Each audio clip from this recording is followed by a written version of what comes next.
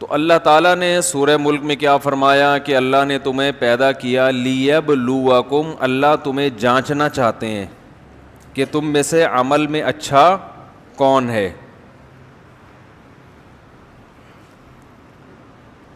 پھر جنت اور جہنم کا تذکرہ آیا.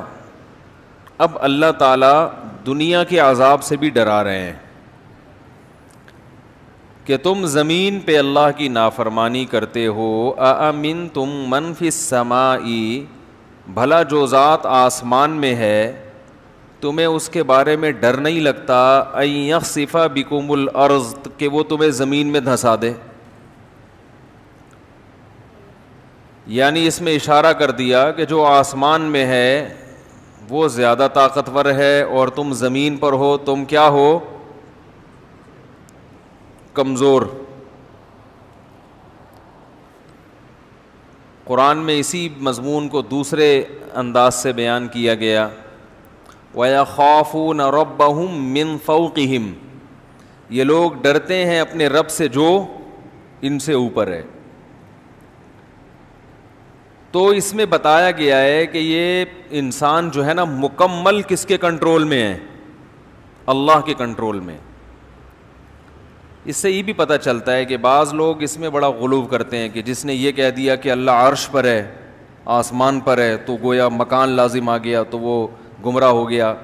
قرآن خود جگہ جگہ کہہ رہا ہے بھلا اس سے تم ڈرتے نہیں ہو جو آسمان میں ہے. تو جو اللہ کا مطلب ہے وہی ہمارا مطلب ہے. کوئی آپ سے پوچھے نا کہ تم جب کہتے ہو اللہ آسمان پہ عرش پہ ہے تو یہ تو اللہ کے لیے جہت لازم آ رہی ہے، مکان لازم آ رہا ہے، تو آپ کہو نہیں لازم آ رہا. تو کہ کیوں لازم نہیں آ رہا؟ کہو جب اللہ اپنے بارے میں کہتا ہے کہ میں آسمان میں ہوں، تو جب اللہ کے کہنے سے لازم نہیں آ رہا تو ہمارے کہنے سے بھی لازم نہیں آ رہا. تو پھر ممکن ہے وہ آپ سے سوال کریں، آپ سے یہ پوچھیں کہ جب آپ نے کہہ دیا کہ وہ ادھر ہے، اوپر ہے، تو جہت تو ہو گئی. تو آپ کہیں بھائی نہیں ہوئی. کہیں کیوں نہیں ہوئی؟ کہیں جب اللہ کے کہنے سے اگر ہو رہی ہے تو پھر ہمارے کہنے سے بھی ہو رہی ہے، اللہ کے کہنے سے نہیں ہو رہی تو ہمارے کہنے سے بھی نہیں ہو رہی. تو اللہ اعلم بمرادہ، اللہ نے اپنے بارے میں ہمیں جو بتایا ہے اس کی پوری حقیقت اللہ ہی جانتا ہے. ہم تو وہ الفاظ استعمال کریں گے جو اللہ نے اپنے لیے استعمال کیے.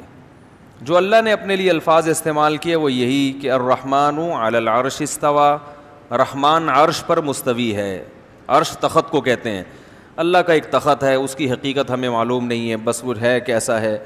اور من فی السماء، آسمانوں میں ہے. اسی طرح حدیث میں آتا ہے کہ ایک باندی نبی کے پاس آئی، آپ نے پوچھا این اللہ، اللہ کہاں ہے؟ اس باندی نے کہا فی السماء، آسمانوں میں ہے.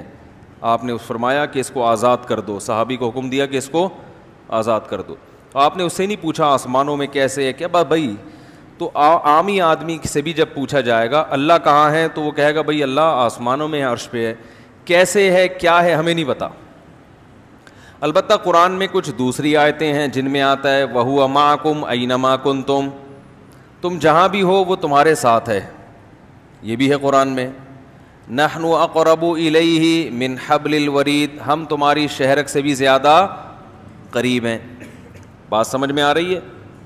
تو دیکھیں کسی بھی کلام کو نا سمجھنے کے لیے یہ ضروری ہے کہ اس زبان میں اس قسم کے کلام کا کیا مطلب لیا جاتا ہے. تو جب بھی ہم کسی سے بات کرتے ہیں، اردو میں بھی جو اصول ہیں وہی عربی میں ہیں اس معاملے میں. جب آپ کسی کی مدد کا وعدہ کرتے ہیں اور بتاتے ہیں کہ میری مدد ہر وقت تمہارے ساتھ رہے گی، تو آپ اس کے لیے کیا الفاظ استعمال کرتے ہیں کہ بھئی تم جہاں ہو میں تمہارے ساتھ ہوں.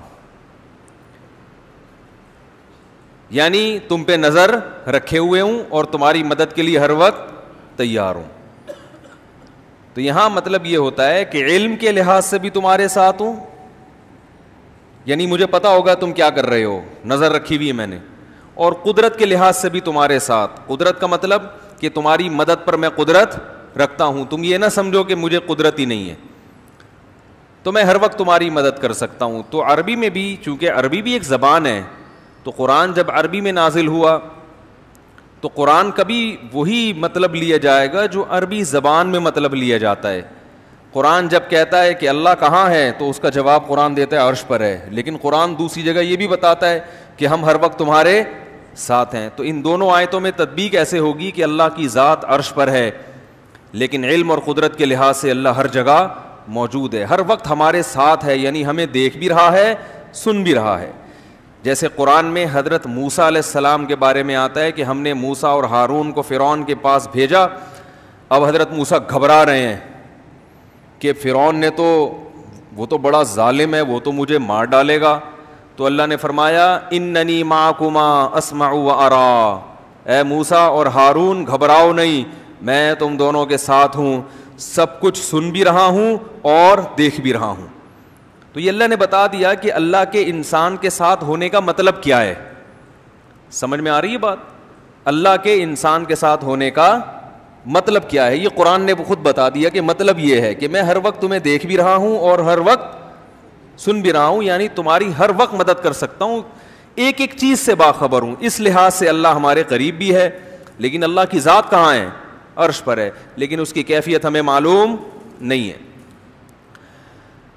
تو اللہ سورہ ملک میں فرماتے ہیں اَأَمِنْتُم مَّن فِي السَّمَاءِ، کیا تم بے خوف ہو گئے اس ذات سے جو آسمانوں میں ہے، أَن يَخْسِفَ بِكُمُ الْأَرْضَ، کہ وہ تمہیں زمین میں دھنسا دے. اس سے پتہ چلتا ہے کہ گناہ کرنے سے دنیا کے عذاب آنے کا بھی خطرہ ہوتا ہے. کئی بستیوں کو اللہ نے ہلاک کیا ہے، کسی کو سیلاب سے. قرآن میں آتا ہے فَكُلًّا أَخَذْنَا بِذَنبِهِ، جتنی بستیوں نے نافرمانی کی پچھلی امتوں میں ہم نے ہر ایک کو اس کے گناہ پہ پکڑا ہے. فَمِنْهُمْ مَنْ أَرْسَلْنَا عَلَيْهِ حَاصِبًا، فرمایا کچھ بستیاں ایسی تھیں جن پر ہم نے آسمان سے پتھروں کی بارش نازل کی. وَمِنْهُمْ مَنْ خَسَفْنَا بِهِ الْأَرْضَ، کچھ بستیوں کو ہم نے زمین میں دھنسایا. وَمِنْهُمْ مَنْ أَخَذَتْهُ الصَّيْحَةُ، کچھ بستیاں ایسی تھیں جن کو زوردار آواز نے پکڑا اور ان کے کلیجے پھٹ گئے. وَمِنْهُمْ مَنْ أَغْرَقْنَا، کچھ لوگ ایسے تھے جن کو ہم نے سمندر میں غرق کر دیا، جیسے فرعون کو اور نوح علیہ السلام کی قوم کو. بہت تباہیاں زمین میں آتی رہی ہیں انسان کی نافرمانی کی وجہ سے.